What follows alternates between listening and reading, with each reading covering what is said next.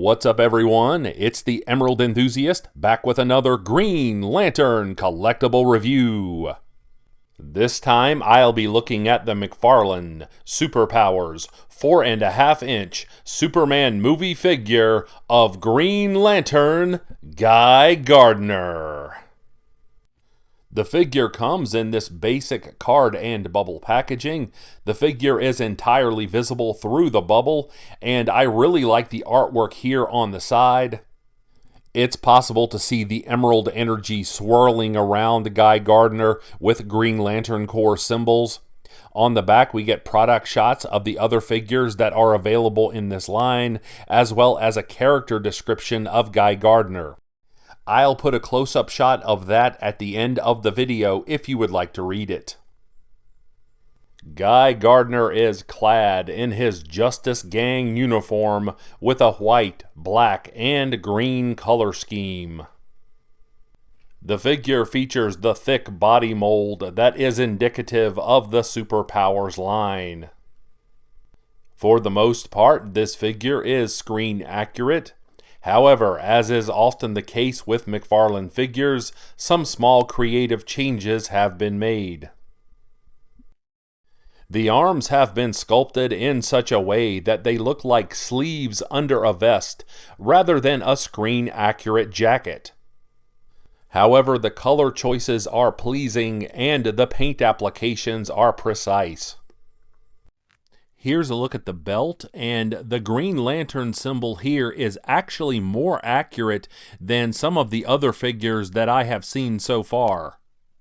I've looked at every set photo that I can find of Nathan Fillion's uniform in Superman, and there should be a gap between the center of the symbol and the edges of the symbol, as you can see here.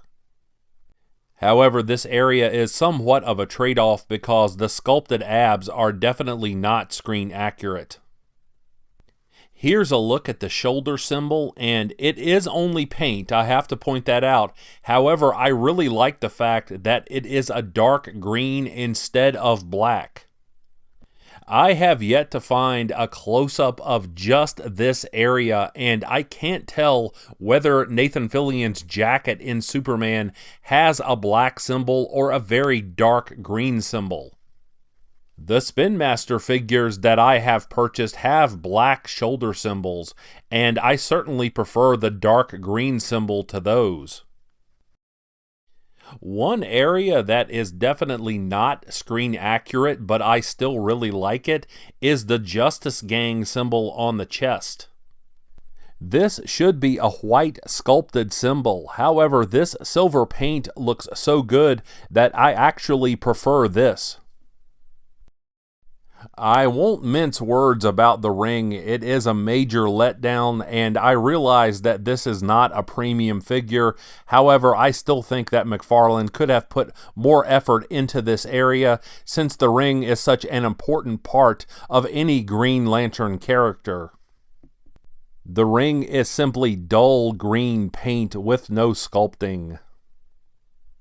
Here's a close-up of the head sculpt, and it has been executed well for what it is. This has been done in the simplistic, cartoonish style of the original Superpowers collection. The sculpting on the hair is adequate, and I do appreciate the color choice. However, as you might expect, it certainly bears little resemblance to actor Nathan Fillion. The figure has 7 points of articulation. We get these hinges at the knees, and it's possible to get the figure into a running pose. The legs go very far back, and the figure can kick forward this far. There is no articulation in the torso. There are no elbow joints. However, the figure does have shoulder joints, and it's possible to do a 360 with the arms. The head can turn side to side, but that is the extent of the movement. Here is the figure next to the 12-inch Spin Master movie Guy Gardner, as well as the 6-inch Spin Master movie Guy Gardner. And the 12-inch Spin Master actually has a similar price tag to the Superpowers figure, and it has a much better resemblance to Nathan Fillion. But if you're buying a Superpowers figure, you likely know what to expect for your money. By the way, I have reviews of both of these other figures available here on my YouTube channel.